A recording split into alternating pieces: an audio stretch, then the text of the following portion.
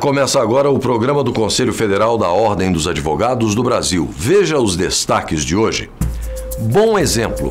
OAB cria comissão para adequar lei de acesso à informação à entidade. A Ordem dos Advogados do Brasil, embora não integre a administração pública, também deve satisfações aos seus associados, aos advogados brasileiros. Em busca de melhorias, reunião discute aprimorar relação entre agências reguladoras e advogados. É indispensável que haja o direito de defesa até o seu limite extremo, último, que é a sustentação oral. Uniformização.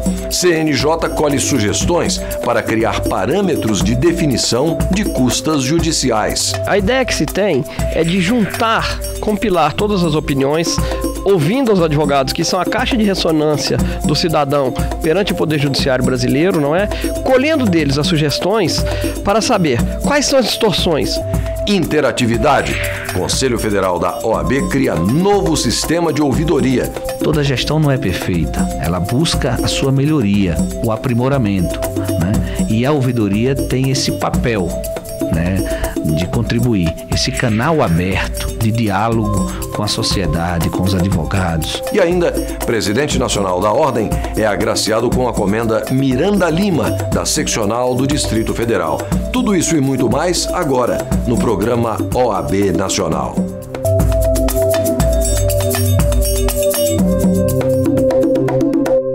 A Ordem dos Advogados do Brasil criou a Comissão Especial de Adequação do Sistema OAB à Lei de Acesso à Informação.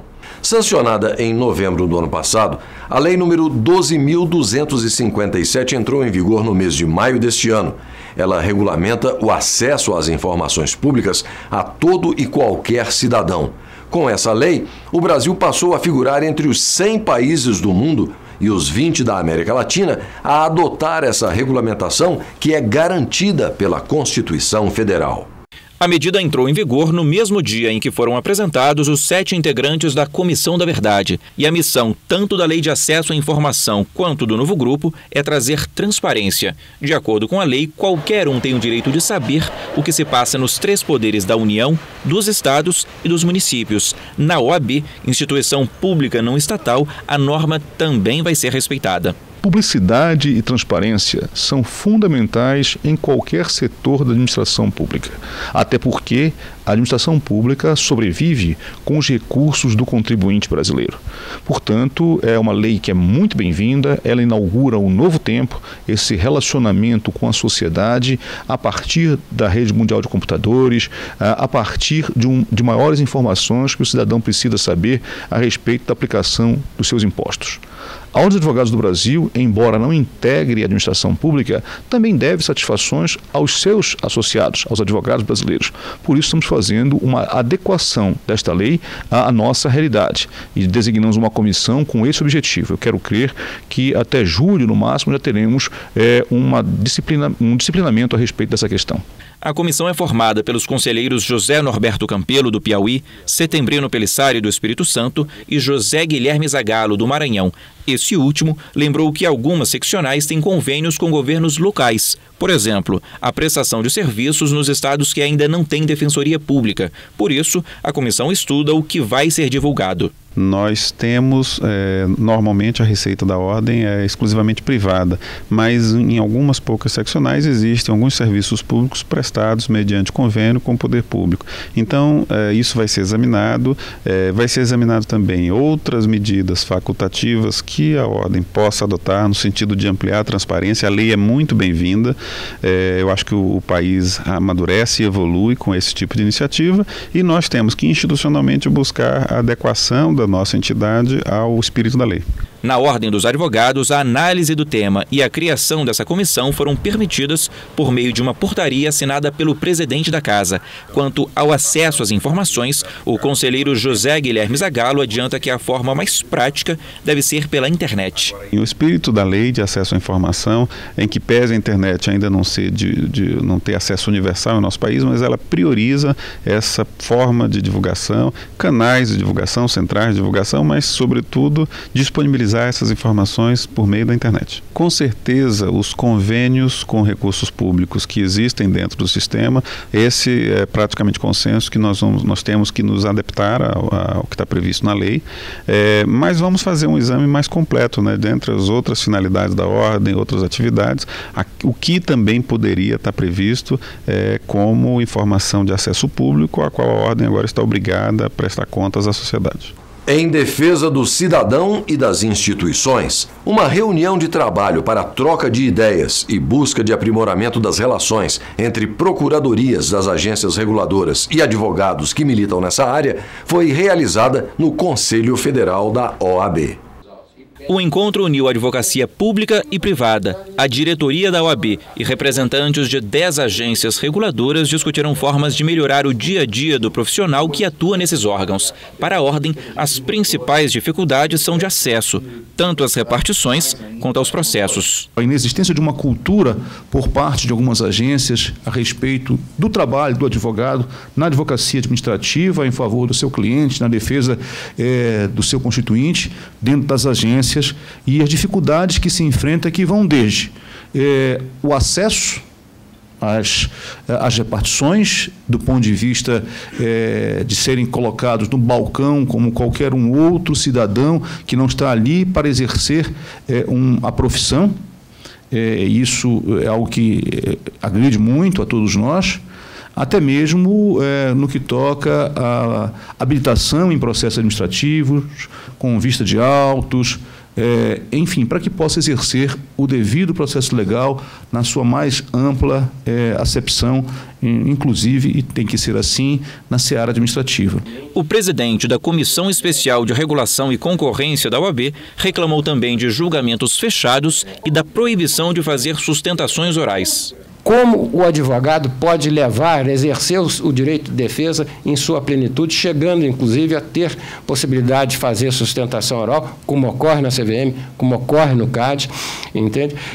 E seja aberto o julgamento.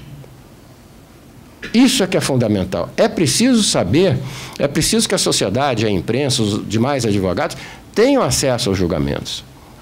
Pelo menos processo sancionador. Não estamos aqui pedindo que, na hora que uma agência for formular a sua política própria de telecomunicações, de fiscalização, discutir como vai fiscalizar, que isso seja aberto ao público. Evidentemente que não. O que nós pensamos, isso foi uma das primeiras observações do presidente Ofir, ainda no seminário do ano passado, quando ele instituiu a comissão e lançou esse propósito designado de pedir e protestar que os advogados pudessem ter o maior acesso à defesa dos seus clientes. Esse propósito logo se fez como indispensável, quer dizer, é indispensável que haja o direito de defesa até o seu limite extremo, último, que é a sustentação oral, perante o órgão que tem o poder de impor um gravame patrimonial considerável. O nosso objetivo, como já disse o Dr. Pedro, não é antagonizar, mas sim cooperar a partir do devido processo legal, que é o papel da advocacia brasileira. E nós não podemos conceber, por exemplo, sobretudo agora em que está a se iniciar a era nova da lei do acesso à informação, que os julgamentos em determinadas agências não sejam públicos. E me parece que isso é algo que precisa mudar. Como fazer para dar esse passo? Como elaborar esses critérios, essas regras, para que a advocacia privada saiba qual o seu limite, mas também quais são os seus direitos dentro do exercício profissional numa agência reguladora. Em pouco mais de 2 horas, o grupo falou em fixar critérios e regras transparentes. E, para isso, o Procurador-Geral Federal sugeriu que a OAB envie um ofício com as queixas dos advogados aos diretores das agências reguladoras. Acho que essa reunião ela vem boa hora, porque a gente vai ter oportunidade de ouvir da nossa ordem dos advogados do Brasil quais são as preocupações que os advogados privados têm e daquilo que eventualmente ainda pode melhorar. É claro, e eu tenho certeza que os senhores têm total consciência disso, que nós não podemos nos responsabilizar pelo resultado efetivo desse tipo de diálogo, porque as decisões competem aos conselhos diretores. Mas o fato é que nós temos sim a possibilidade, nessa interferência positiva, de ajudarmos as agências reguladoras a construírem um marco processual administrativo mais adequado à preservação da prerrogativa dos advogados. E por que a gente pode falar isso sem ter medo de nós, advogados públicos, estarmos colaborando com um pretenso viés meramente corporativo da OAB? Primeiro, porque não é disso que se trata e a OAB não está preocupada só com isso. E segundo, porque, repetindo aquilo que disse ao início, a preservação de um processo administrativo que garanta ao administrado o respeito ao seu direito de defesa e ao contraditório. Direito esse que só pode ser exercido do ponto de vista técnico-jurídico por um advogado, regularmente constituído e respeitadas as prerrogativas desse profissional, se nós conseguirmos agregar às agências uma preocupação genuína em relação a esse assunto, ao fim e ao cabo a gente vai estar garantindo que o resultado final dos processos administrativos seja revestido de legalidade e, portanto, seja rígido caso venha a ser questionada o seu mérito ou o seu aspecto formal em algum tipo de demanda, e com isso nós estaremos, enquanto advogados públicos, cumprindo os nossos papéis. Você confere a seguir. CNJ trabalha para criar parâmetros de definição das custas judiciais pelos tribunais brasileiros. E veja também, Conselho Federal da Ordem cria novo sistema de ouvidoria.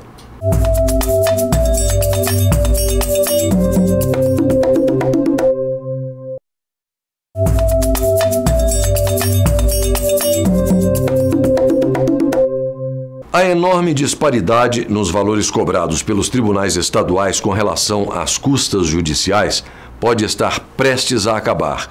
É que o Conselho Nacional de Justiça quer dar maior uniformidade aos valores cobrados pelos diferentes tribunais, de forma a ampliar o acesso à justiça e desestimular os recursos, preservando a fonte de arrecadação do judiciário. Sugestões estão sendo colhidas para criar parâmetros de definição das custas judiciais pelos tribunais brasileiros. Este advogado diz que a falta de padrão em relação à cobrança de custas judiciais deixa até os profissionais em dúvida. Muitas vezes, nem eles sabem o quanto tem que pagar. Se você advoga em mais de um estado, em mais de uma unidade da federação, você não sabe quanto é que vai ser no outro ali, para que o cliente possa saber qual é o valor que ele vai ter que pagar. Também, em determinados casos, as pessoas tentam eleger qual é o estado que eles vão propor a demanda, porque aqui, por exemplo, matéria contratual, se é foro de eleição, se não é foro de eleição, aonde é mais barato. E uma terceira faceta que é muito importante é o seguinte: há 30 anos atrás, quando se falava de valor da causa ou valor de alçada, isso se refletia em cima do objeto da demanda. Hoje, os advogados ficam fazendo contas matemáticas para como você possa reduzir esse valor, porque sobre esse valor vai se cobrar, às vezes, uma verdadeira fortuna. Então, o que há 30, 40 anos atrás era uma realidade processual, hoje já não é, hoje é uma ficção. Então, você dá-se o valor da causa R$1.000. Por quê? Para recolher menos custas. Para minimizar o problema, o Conselho Nacional de Justiça decidiu fixar critérios. A proposta inicial é que o valor das custas de um processo na Justiça de primeiro grau não ultrapasse os 2% da causa. Já no segundo grau, o limite seria de 4%, mas isso ainda não está definido. O projeto pode ser consultado por meio do site do CNJ até sexta-feira. Foram 118 sugestões até o fim do mês passado. A maior parte delas foi feita por advogados, 38,1%. Na sequência, aparecem os cidadãos, com 24,5%, e as associações de classe e sindicatos, com 8,4%. A ideia que se tem é de compilar todas as opiniões, ouvindo os advogados, que são a caixa de ressonância do cidadão perante o Poder Judiciário brasileiro, não é? Colhendo deles as sugestões para saber quais são as distorções, quais são as disparidades que existem. E, afinal de contas, o Conselho Nacional de Justiça fixar, através do trabalho dessa comissão, ou a partir do trabalho dessa comissão, parâmetros mínimos e uma sistematização no estabelecimento de custas no Brasil. Acho pouco provável que se chegue a uma tabela igual para todos os estados, até pelas dificuldades, pelas diferenças todas dos estados. Mas parâmetros é possível fixar. Uma pesquisa feita pelo Conselho Nacional de Justiça apontou ainda que as unidades da federação com o menor índice de desenvolvimento humano são os de custas judiciais mais altas: Paraíba, Piauí e Maranhão. Do outro lado estão o Distrito Federal, Santa Catarina e São Paulo. Este advogado, por exemplo, concorda com a uniformização. As custas elas têm que ser possíveis de serem pagas pelo brasileiro médio, pela classe média, porque a classe menos favorecida, tá, ela pode ter a justiça gratuita e a classe mais favorecida tem condição de pagar.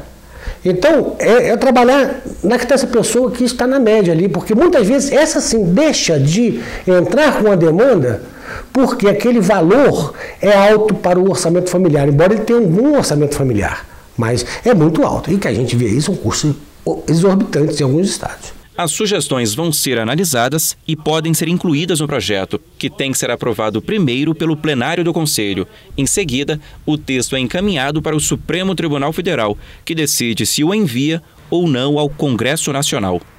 O Conselho Federal da Ordem dos Advogados do Brasil lançou em caráter experimental o novo sistema de ouvidoria da OAB Nacional. Por meio do sistema, será dado um tratamento especial para responder a questões sobre o exame de ordem. O novo mecanismo poderá vir a ser utilizado pelas seccionais da OAB em todo o país. Já está funcionando o novo sistema de ouvidoria da OAB Nacional. O objetivo é proporcionar uma interação online com a entidade, de forma muito mais eficiente e descomplicada, gerando assim respostas mais rápidas aos usuários. A ouvidoria funcionando, ela possibilita que o gestor, que a diretoria do Conselho Federal, possa ter um feedback, ter uma comunicação direta e online com o que pensa a sociedade e os advogados de determinados setores. Claro, toda gestão não é perfeita, ela busca a sua melhoria, o aprimoramento, né? E a ouvidoria tem esse papel, né, de contribuir, esse canal aberto de diálogo com a sociedade, com os advogados, com as próprias seccionais. É o Conselho Federal mais próximo do advogado, da sociedade, através da ouvidoria. Então, o presidente Eufir e a sua diretoria tiveram um papel fundamental para que esse sistema pudesse ser implantado, porque eles visualizaram, a liderança do presidente Eufir, portanto, visualizou que era de fundamental para uma gestão que a ouvidoria pudesse se aprimorar. A principal demanda para a ENRE será sobre os questionamentos relacionados ao exame de ordem, assunto que tem gerado muitas dúvidas entre os estudantes e bacharéis em direito. Para isso, o novo sistema de ouvidoria vai oferecer prioridade e agilidade para responder essas questões. Nós podemos detectar, durante esses 2 anos e meio de gestão na ouvidoria, que o exame de ordem é um tema central hoje de comunicação, de questionamento, de pergunta, de elogio, de reclamação. Isso é fundamental para uma gestão. Um serviço oferecido aos advogados, à sociedade e principalmente aos estudantes e bacharéis em direito. Em caráter ainda experimental, o novo sistema de ouvidoria da OAB poderá vir a ser utilizado pelas seccionais de todo o Brasil. Ele já está valendo para o Conselho Federal e ele é experimental para as seccionais. E claro que é aberto, porque nós construímos esse sistema de forma muito dialética, democrática, discutindo com os funcionários. Os funcionários foram quem construíram esse sistema, né? A gente apenas deu algum palpite. Debatemos com a diretoria do Conselho Federal, já conversamos com alguns ouvidores de seccionais que já têm sistemas implantados, e esse sistema foi aprovado sem ressalvas, né, com aplausos por todos. É claro que sempre contribuindo, agregando algum valor ao sistema, mas a sua estruturação é intocável.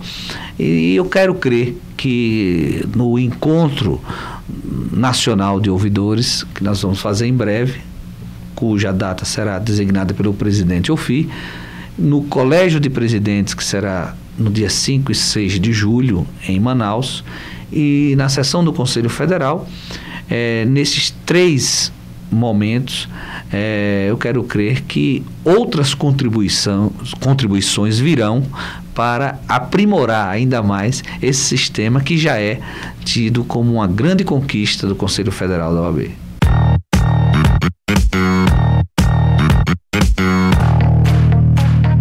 A Conferência das Nações Unidas sobre Desenvolvimento Sustentável vai ocorrer no dia 20 a 22 no Rio de Janeiro. Esta iniciativa da ONU está motivando também a organização de uma série de eventos e processos de discussão em cada estado do Brasil e em todo o mundo. A Ordem dos Advogados de Ribeirão Preto realizará um curso prático de processo eletrônico no dia 16 de junho, em Ribeirão Preto, São Paulo. As inscrições são gratuitas e podem ser feitas pelo telefone 16 3623 0370 ou pelo site www.oabrp.org.br. Será realizado o Seminário de Garantias Penais nos dias 19, 20 e 21 em Brasília. As inscrições podem ser feitas pelo site www.oabdf.org.br. Mais informações no telefone 3035 1743. Daqui a pouco, depois do intervalo, OAB do Ceará pede apoio do Conselho Federal da Ordem para inserir o ensino da música na grade curricular das escolas. É no próximo bloco, aqui no programa OAB Nacional.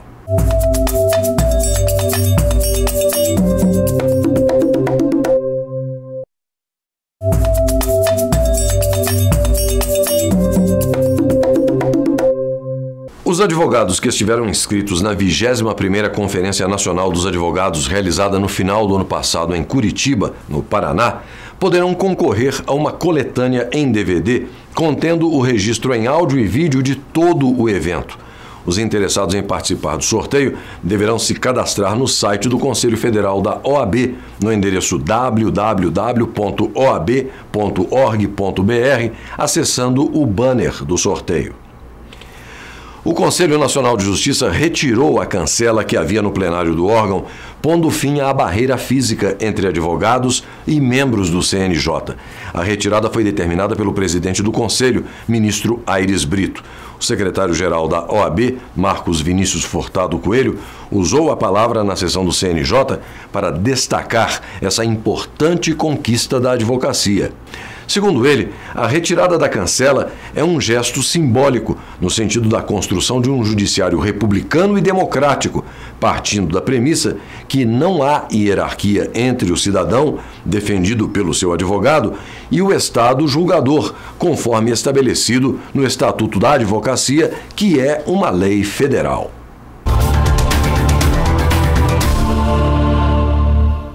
Direito societário é um ramo do direito civil que, por intermédio dos seus conjuntos de normas e princípios, regulam o direito societário, né, as relações havidas pelos sócios dentro da sociedade empresarial, seja com relação aos próprios sócios dentro da empresa, seja com relação à empresa, com relação a terceiros.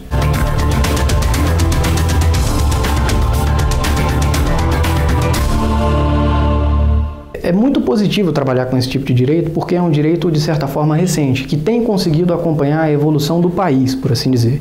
Em se tratando da evolução da economia e da economia do país, nós temos conseguido trabalhar no sentido de resolver os conflitos desse segmento empresarial, desse segmento do direito. As principais demandas geralmente são em torno de fusão e cisão empresarial.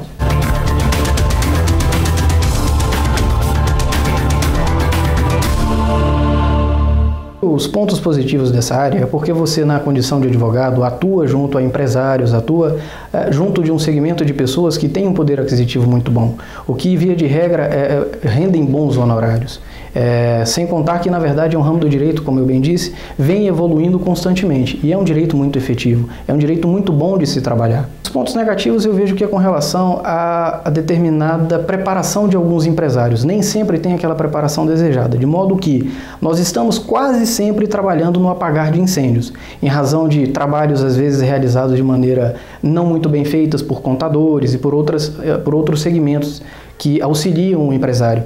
Então, geralmente, a gente tem que atuar dessa forma e acaba sendo muito difícil, mas com muito trabalho e esforço a gente tem resolvido.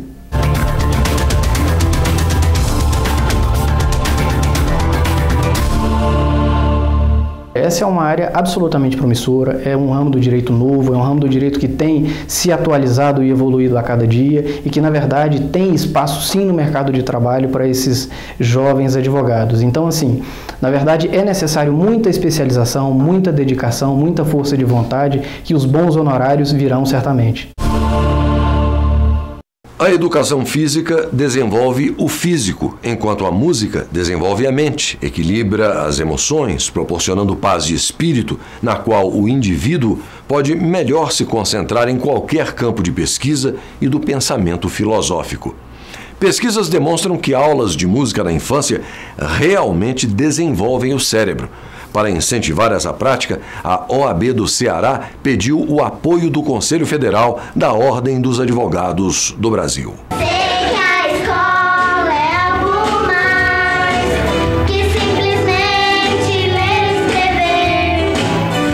Já se passaram 3 anos e a Lei 11.769 de 2008, que determina a música como conteúdo obrigatório nas escolas do ensino fundamental e médio, ainda não foi cumprida. Para tentar reverter essa situação, a seccional da OAB do Ceará recorreu ao Conselho Federal da Ordem. A OAB do Ceará requereu ao Conselho Federal, que o Conselho Federal, através do presidente OFI, oficiasse o ministro da Educação, o Conselho Nacional da Educação, pugnando pelo imediato cumprimento dessa lei importantíssima, que trata sobre a obrigatoriedade do ensino de música nas escolas. A lei foi sancionada em 18 de agosto de 2008 e este ano seria a data limite para que todas as escolas públicas e privadas do Brasil incluíssem o ensino da música nas suas grades curriculares. A música é conteúdo obrigatório, mas não exclusivo. O objetivo não é formar músicos, mas sim combater as drogas e a violência entre os jovens, além de desenvolver a criatividade, a sensibilidade e a integração dos alunos. Nós acreditamos que essa lei é de grande importância para a formação dos nossos jovens.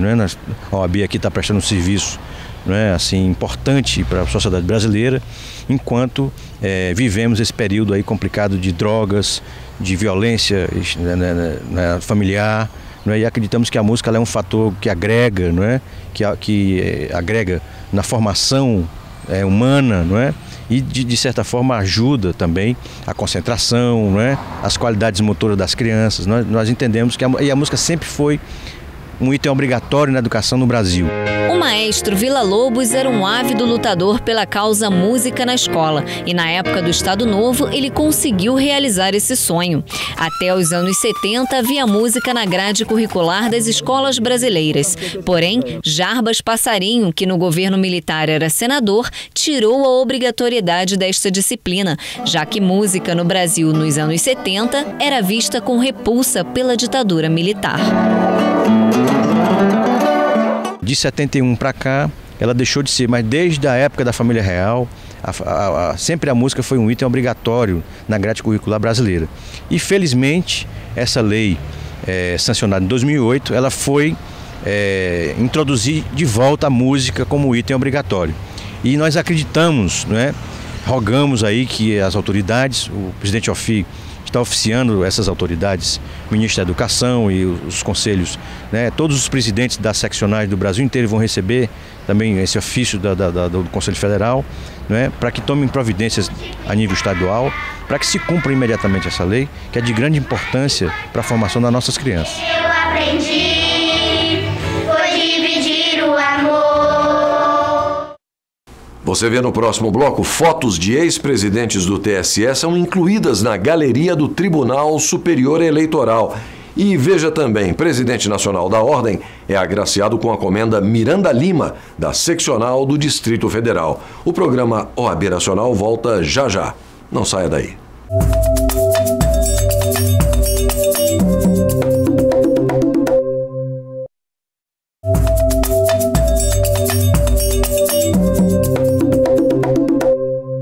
Ex-presidentes do Tribunal Superior Eleitoral tiveram as fotos incluídas na galeria dos ex-dirigentes da Corte.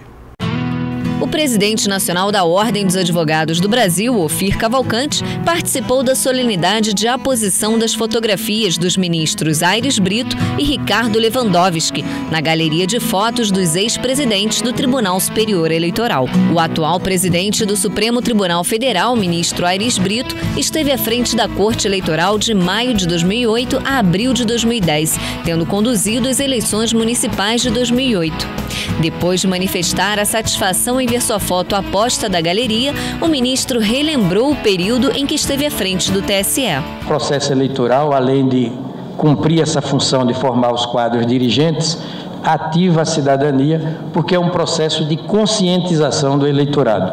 Tudo sob a égide dessa justiça eleitoral que é inexcedível em todo o mundo, reconhecidamente. É a nossa justiça eleitoral encarregada de um processo eleitoral que é reconhecidamente o mais avançado deste nosso planeta azul. Então, passar por essa casa aqui, seja como juiz vogal, seja como juiz presidente, é uma honra muito grande, porque é se inscrever, se inserir nesse processo democrático do mais largo espectro, sabido que a democracia é o princípio por excelência estruturante do Estado e da sociedade, do governo e da própria administração. Não me canso de dizer metaforicamente que a democracia é a menina dos olhos da Constituição. É o valor continente, é o valor teto, é o valor primaz, está na origem de todos os outros valores, e por reconduzir a si todos esses princípios, assegura a Constituição o que podemos chamar de unidade material. Já o ministro Ricardo Lewandowski presidiu o Tribunal Superior Eleitoral de abril de 2010, ano de eleições gerais, a 18 de abril deste ano. Em discurso, ele disse ser um privilégio ter a posição de sua foto no mesmo momento do ministro Aires Brito, seu antecessor na Corte Eleitoral. Para mim é um enorme privilégio poder ver o descerramento de meu retrato ser feito junto com o encerramento deste grande ministro e grande brasileiro, presidente da Suprema Corte do Brasil, ministro Carlos Aires Brito. Mas quando ingressei nesta belíssima sala, que faz parte desta obra-prima do grande arquiteto universal Oscar Niemeyer, e me deparei com o retrato dos distintos presidentes que passaram pelo comando desta casa, não pude refrear um sentimento de quão passageira é a glória nesse mundo. Diziam os antigos, sic transit gloria mundi. A glória neste mundo é extremamente passageira. Isto antes das distintas instituições do Estado sejam efetivamente passageiros e cumpram uma missão que a cidadania deles espera. Além do presidente nacional da Ordem, também compareceram à solenidade o presidente do Senado Federal, José Sarney, o procurador-geral da República, Roberto Gurgel, ministros da Casa e do STF.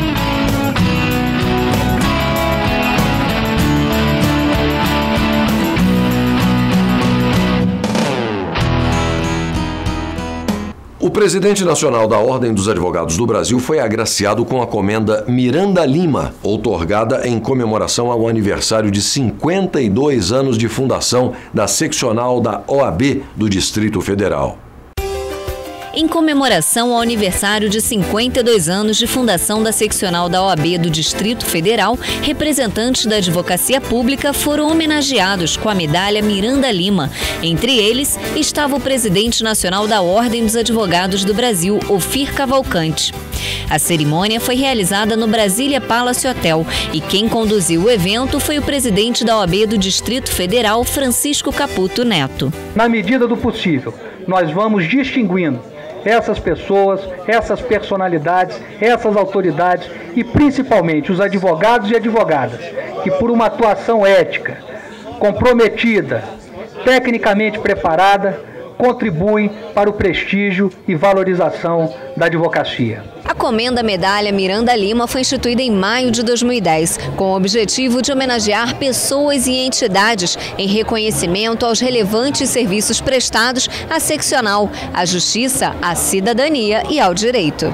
A Medalha Miranda Lima é uma forma que a Ordem encontrou de expressar o seu agradecimento para aquelas personalidades do mundo jurídico, principalmente aqueles oriundos da advocacia, aquelas pessoas que ajudaram a construir a ordem, aquelas pessoas que pela sua atuação ética comprometida ajudaram na valorização dos advogados, na valorização da nossa profissão e principalmente no aperfeiçoamento da nossa entidade. Então era uma forma da gente expressar esse agradecimento e exaltar essas pessoas e essas personalidades para que sirvam de exemplo para essas novas gerações de advogados que têm nelas uma atuação digna, ética, responsável e comprometida em prol da sociedade. Entre os homenageados da noite, além de Ofir Cavalcante, estiveram o presidente do Supremo Tribunal Federal, ministro Aires Brito, o presidente da Câmara, deputado Marco Maia, e ministros do Superior Tribunal de Justiça, oriundos da advocacia. A medalha foi conferida pela OAB do Distrito Federal pelo 3º ano consecutivo. A OAB-DF tem uma história muito importante para a consolidação da democracia em nosso país. A sede da OAB-DF foi cercada pelo general Newton Cruz e os advogados saíram de lá marchando de braços dados, mostrando que a cidadania nesse país se faz a partir da união de propósitos, da união de sentimentos de todos nós pela luta de um Brasil melhor. Hoje vivemos as liberdades que foram duramente conseguidas, alcançadas com o suor, com as lágrimas de todas as pessoas. E a OAB-DF continua a representar um marco dentro de todo o sistema OAB, da sociedade de Brasília, do Distrito Federal, no sentido de defesa dos direitos humanos, da justiça social, da boa aplicação das leis, da justiça, enfim, a defesa da Constituição como se espera. O presidente Francisco Caputo aproveitou para dizer o que espera para os próximos anos da OAB do Distrito Federal. A Ordem espera honrar o seu passado, que foi um passado de luta em prol da advocacia, em prol da sociedade brasiliense, em prol do Distrito Federal, da democracia, da justiça e da cidadania. Nós exaltamos o nosso passado, mas estamos com os olhos voltados para o futuro para continuar esse trabalho firme, vigilante, atuante da Ordem em prol dos interesses maiores da advocacia e dos interesses maiores da nossa sociedade. Muito agradecido, o presidente nacional Ofir Cavalcante aproveitou e dividiu a homenagem recebida com todos os advogados do Brasil. 52 anos tem que ser bem comemorado, sim. A advocacia do DF está de parabéns. Estou muito orgulhoso de ter recebido esta homenagem. Quero dividir com todos os advogados brasileiros, mas sobretudo com os advogados do DF. Olhar pelo retrovisor, enxergar o que aconteceu no passado, dar uma vida nova para o futuro. Parabéns ao BDF, parabéns à advocacia do Distrito Federal. E o programa OAB Nacional de hoje termina por aqui, mas na semana que vem nós estaremos de volta. Até lá e obrigado pela companhia.